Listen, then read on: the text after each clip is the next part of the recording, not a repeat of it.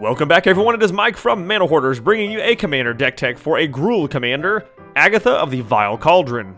You can cast Agatha for a red and a green, you get a 1/1 human warlock. You can pay 4 a red and a green and other creatures you control get +1/+1 and gain trample and haste until end of turn, but the real magic happens with her first ability. Activated abilities of creatures you control cost X less to activate, where X is Agatha's power. This effect can't reduce the mana in that cost to less than 1 mana. Now before we get ahead of ourselves, let's go over our price point, with the final price of this deck coming in at $64.64. This does include the price of our commander and all of our lands, but bear in mind, some of these prices will vary greatly depending on the quality of the cards you purchase, the vendor you use, and a variety of other factors.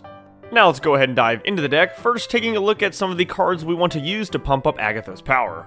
We have Rancor. It'll give the enchanted creature +2/+0 and trample. Also, whenever it is put into the graveyard from the battlefield, it can return to our hand. Civic Saber will give the equipped creature +1/+0 for each of its colors. Whenever Dueling Rapier enters the battlefield, we can attach it to target creature we control, and the equipped creature gets +2/+0. Whenever Cartouche of Zeal enters the battlefield, target creature can't block this turn, and the enchanted creature gets +1/+1 and has haste. Audacity will give the enchanted creature +2/+0 and trample, and whenever it goes to the graveyard, we can draw. Mirren Banesplitter can also attach itself when it ETBs, and the equipped creature gets +2/+0. Aki Warpaint can give the enchanted creature +2/+1. We can cast Bonesaw for 0, equip it for 1, and give the equipped creature +1/+0. Dust Corona gives the enchanted creature +2/+0 and makes it so it cannot be blocked by creatures with flying. And we can cast Shuko for 1 mana, equip it for 0 to give the equipped creature +1/+0. Now once we get Agatha out and find ways to pump her up, we also need some ways to protect her. Gaia's Gift will put a 1/1 counter on target creature we control. It also gains Reach, Trample, Hexproof, and Indestructible until end of turn. Snakeskin Veil can put a 1/1 counter on target creature we control, and it gains Hexproof. Blossoming Defense gives +2/+2 and Hexproof. Bombadil's Song, target creature we control gets +1/+1, Hexproof, and the Ring will tempt us. And Withstand Death, target creature gains Indestructible this turn. Moving on to my favorite section, let's check out some of the creatures with awesome activated abilities. Soul of Zendikar is a 6/6 with Reach that has the activated ability pay 3 and 2 green to create a 3/3 green beast creature token. A card that is sure to overperform in this build, Captivating Crew. We can pay 3 and a red to gain control of target creature and opponent controls, untap the creature, it gains haste until end of turn, but we can only activate this at sorcery speed. Hydra Broodmaster has Monstrous. Whenever it becomes monstrous, we create XXX green Hydra creature tokens. The activated ability of Ball's Invoker can deal 4 damage to each opponent. We also have Drillworks Mole with an excellent activated ability. We can pay 2 mana and tap it to put a 1/1 counter on the mole, and a 1/1 counter on up to 1 target commander creature we control. Ovia Pashiri Sage Lifecrafter, we can pay 2 and a green and tap her to get a 1/1 servo. We can also pay 4 and a green and tap her to get an XX construct, where X is the number of artifacts we control. Soul of New Phyrexia, we can pay 5 mana and permanents we control gain Indestructible until end of turn. Baru Wormspeaker, worms we control get +2/+2 and have trample. We can also use the ability of paying 7 to green and tapping him to create a 4/4 green worm creature token, but this ability does cost X less to activate, where X is the greatest power among worms we control. We have Dragon Whisperer for the Formidable ability. We can only activate it if creatures on our board have total power 8 or greater. We can pay 4 and 2 red to get a 4/4 red dragon creature token. Devotee of Strength, we can pay 4 and a green and target creature gets +2/+2 until end of turn. And with Elder of Laurels, we can pay 3 and a green and target creature gets +X/+X, where X is the number of creatures we control.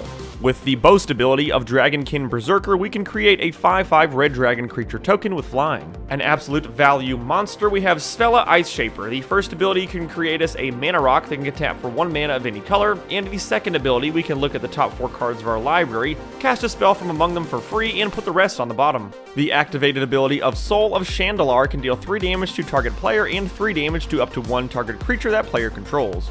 A pretty fun political piece, Lambholt Harrier. We can pay 3 and a red and target creature can't block this turn. Ortheon Hero of Lavabrink, we can use the first ability to create a token that's a copy of another target creature we control, and it gains haste, but we sacrifice it at the end step, but with the second ability we create 5 of those tokens instead. Lava Fume Invoker will give creatures we control +3/+0 until end of turn. Now we also have Ulvenwald Oddity, which we can transform into Ulvenwald Behemoth to give other creatures we control +1/+1, trample and haste. And last but not least, we have Itali Primal Conqueror, who will enter the board and generate us a ton of value. but we also have the transformability, which we can use to get an Atali Primal Sickness, an 11/11 with trample and indestructible, and whenever they deal combat damage to a player, they get that many poison counters. Now, while we have our game plan, let's slow our opponents down with some removal. Crow's Grip can destroy target artifact or enchantment. A Braid can deal 3 damage to target creature or destroy target artifact. Broken Bond can destroy an artifact or enchantment, and we can put a land from our hand onto the battlefield. Wilt and Naturalize can both destroy target artifact or enchantment. Natural State can destroy an artifact or enchantment with converted mana cost 3 or less. Destructive Revelry will destroy target artifact or enchantment and deal 2 damage to that permanent's controller. While we do love our creature's abilities, we need the mana to activate them, so let's do a little bit of ramping with an Elvish Mystic, which can tap to add us a green mana. Kodama's Reach can search for up to 2 basics. We get 1 into our hand and 1 onto the battlefield tapped. Arcane Signet will tap to give us 1 color of our commander's color identity. Soul Ring can tap to give us 2 colorless mana. Cultivate will also get us 1 basic to our hand and 1 onto the battlefield tapped. And Rampant Growth will get us 1 basic land tapped.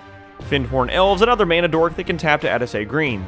And the exact same with Llanowar Elves. With Entish Restoration, we sacrifice a land, search our library for 2 basics, and get them onto the board tapped, but if we control a creature with power 4 or greater, we get 3 basics instead. Goblin Anarchomancer can make it so each spell we cast that's red or green costs 1 less. Incubation Druid can tap to add 1 mana of any type that a land we control could produce, but if it has a 1/1 counter, it adds 3 mana instead.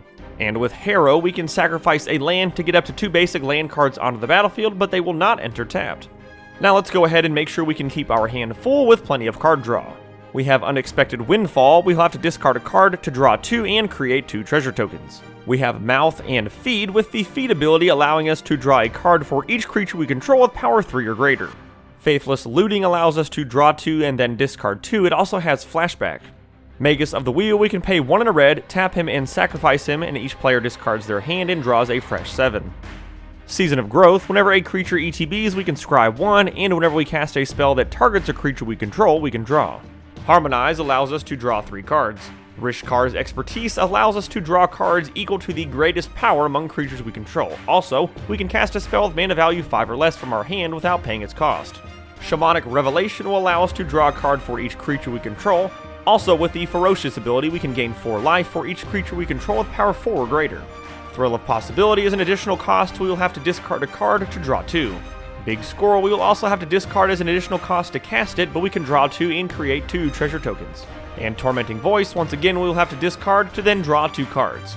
And last but not least is our mana base. We will be keeping things very basic with 18 basic forests and 17 basic mountains. And there you have it, that is our deck tech for Agatha of the Vile Cauldron. If you enjoyed this video, be sure to hit that like button, subscribe, tell your friends about us, and let me know in the comments if you will be building Agatha as your next commander. We really appreciate all of your support.